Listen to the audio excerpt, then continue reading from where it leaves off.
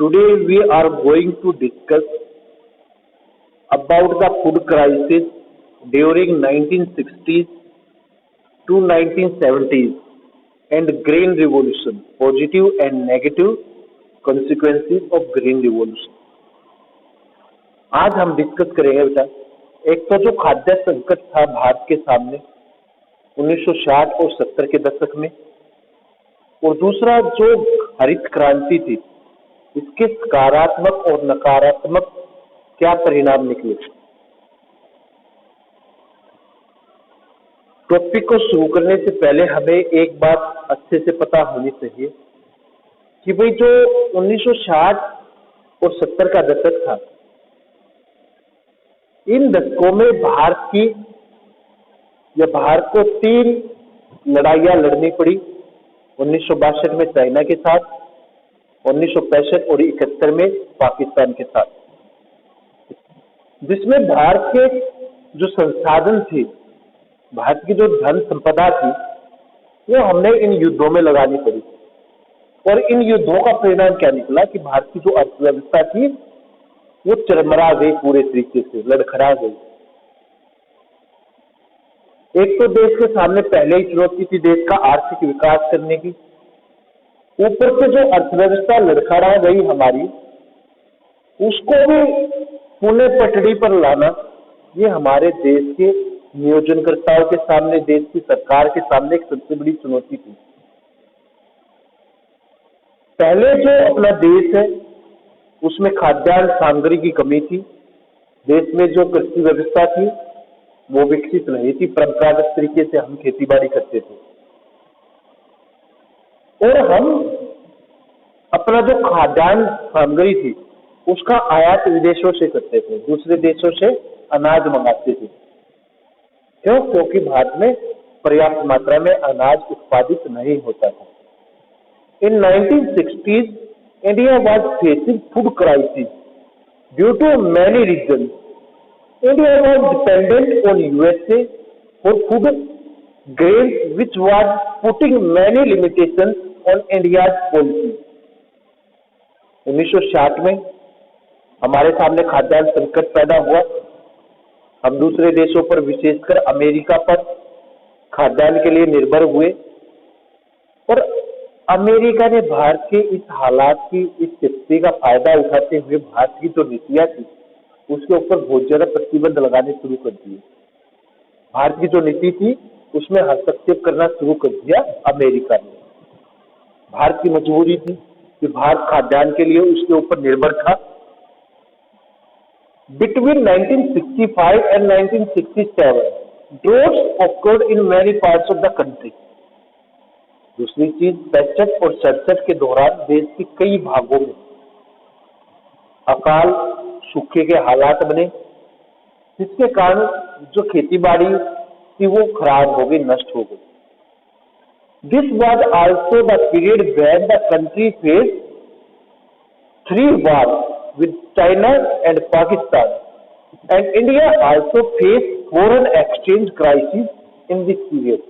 जो ये 1960 और 70 का दशक था, इस दौरान भारत को 3 लड़ाइयों का सामना करना पड़ा। 1962 में चाइना के साथ भारत की लड़ाई हुई, 1965 और 71 में पाकिस्तान के साथ भारत की लड़ाई हुई, जिसके कारण भारत की जो अर्थव्यवस्था थी वो बुरी तरीके से लड़खड़ा गई। दूसरा, भारत को विदेशों से जो भारत अपना आयात निर्यात करता था, वो व्यवस्था भी भारत की चरमरा गई। All this resulted in a severe food shortage and famine-like conditions in many parts of the country. Now, the first priority of the planners was to attain self-sufficiency in food. अब इन ये सारी घटनाएं हुई भारत के सामने, इनका जो प्रभाव था वो क्या निकला? इनका परिणाम निकला कि भारत के सामने खाद्य संकट पैदा हो गया। भारत के सामने भूखे मरने की नौबत आ गई। अब देश के जो योजनाकर्ता थे उनके सामने एक मुख्य चुनौती थी कि किस तरह देश को खाद्यान्न मामले में आत्मनिर्भर बनाया जाए, किस तरह देश में कृषि व्यवस्था का उन्नत किया जा सके, जिससे भारत खाद्यान्न मामले में आत्मनिर्भर बन सके। अब इसकी प्राप्ति के लिए हमने ग्रीन रिवॉल्यूशन का सहारा लिया। ग्रीन रिवॉल्यूशन, हरित क्रांति, क्या देश के भागों में हरियाली या हरी फसलों की पैदावार में वृद्धि या आत्मनिर्भरता खाद्यान्न में, कि देश में जो कृषि व्यवस्था को उन्नत करने के प्रयास किए गए, जिनके परिणाम स्वरूप देश में खाद्यान्न की बढ़ोतरी हुई, उसको हमने नाम दिया हरित क्रांति का। The government adopted a new strategy for agriculture in order to increase food production. The traditional agriculture practices were gradually replaced by modern technology. Use of high yielding variety seeds and use of fertilizers or irrigation are simply called green revolution.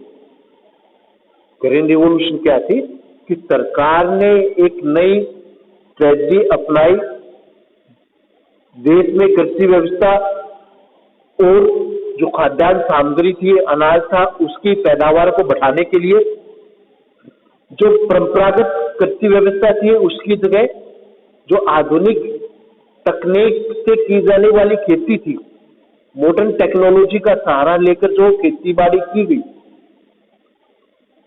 जो उन्नत किस्म के बीज थे, high yielding variety seeds थे, उनका ज्यादा से ज्यादा प्रयोग किया गया। और जो फर्टिलाइजर्स थे, पेस्टिसाइड्स थी, इरिगेशन सिस्टम था देश का, उसको विकसित किया गया और इन सबको हमने मिलाकर नाम दिया हरित क्रांति का। कि जब हमने अपने देश में हाई यील्डिंग वैरायटी सीड्स का प्रयोग करके खेती बाड़ी शुरू की, अपने खेतों में फसलों को बीमारियों से बचाने के लिए कीटनाशकों का प्रयोग किया, पैदावार को बढ़ाने के लिए फर्टिलाइजर्स का यूज करना शुरू किया और इरिगेशन सिस्टम को डेवलप किया, तब उसका परिणाम निकला कि देश में जो खाद्यान्न उत्पादन था उसमें वृद्धि हुई और इसी को हमने हरित क्रांति का नाम दिया। As a result of green revolution, area under improved seeds has gone up from about 15 million hectares during 1970 and 71 to nearly 75 million hectares in 1995 to 6।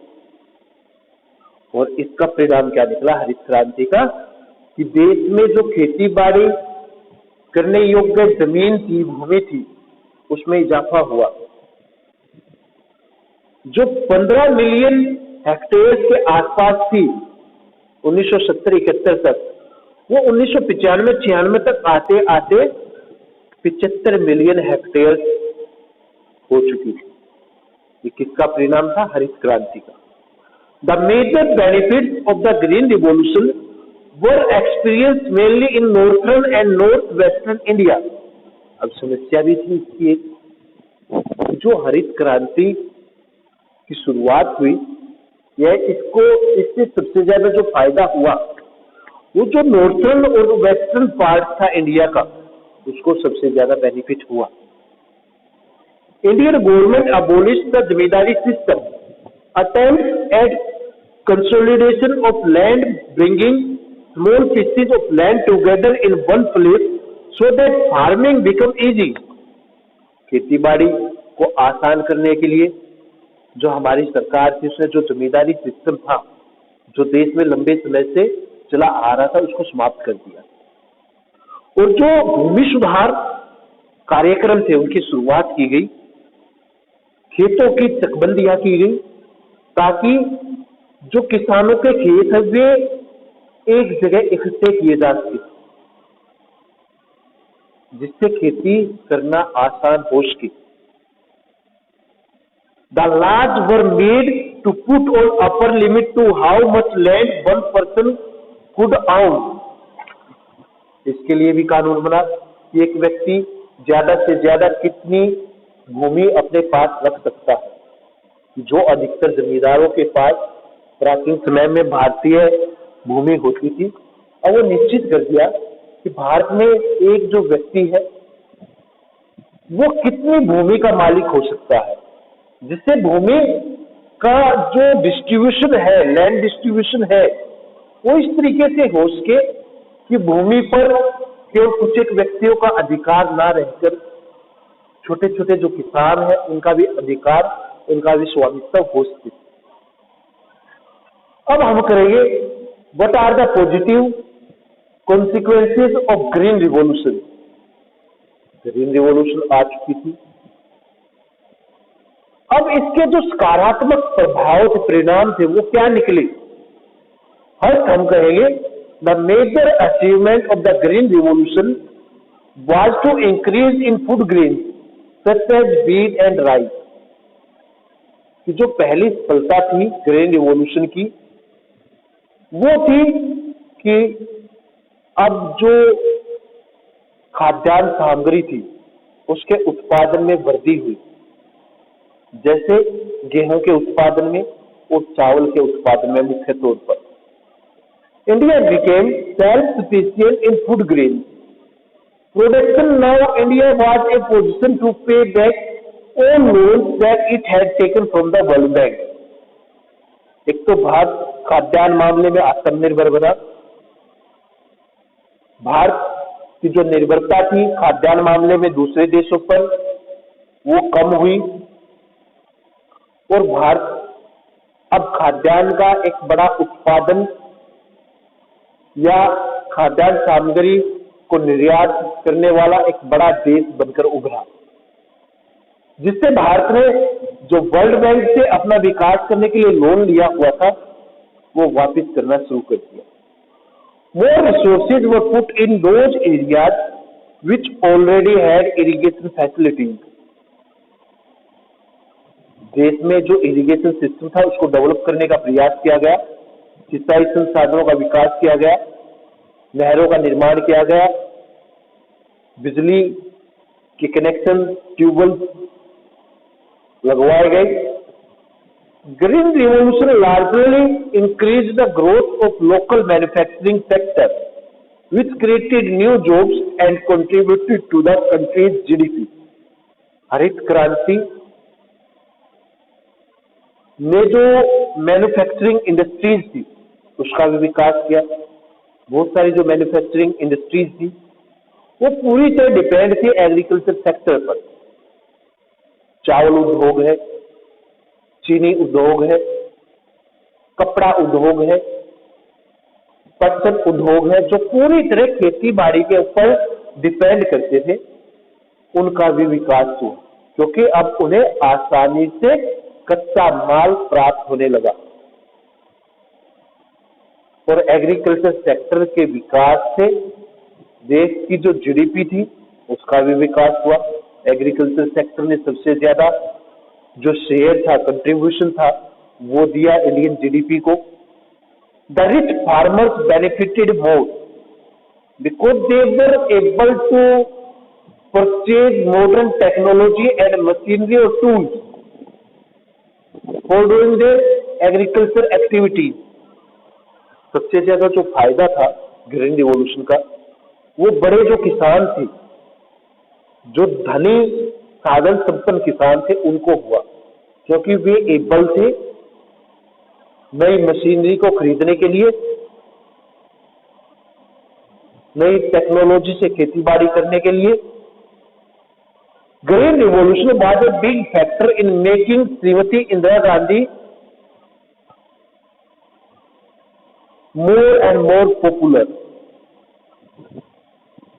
जो इंदिरा गांधी और कांग्रेस पार्टी की लोकप्रियता बढ़ी 1960 और 70 के दशक में, उसका एक मुख्य जो कारण है वो देश में हरित क्रांति की सफलता थी।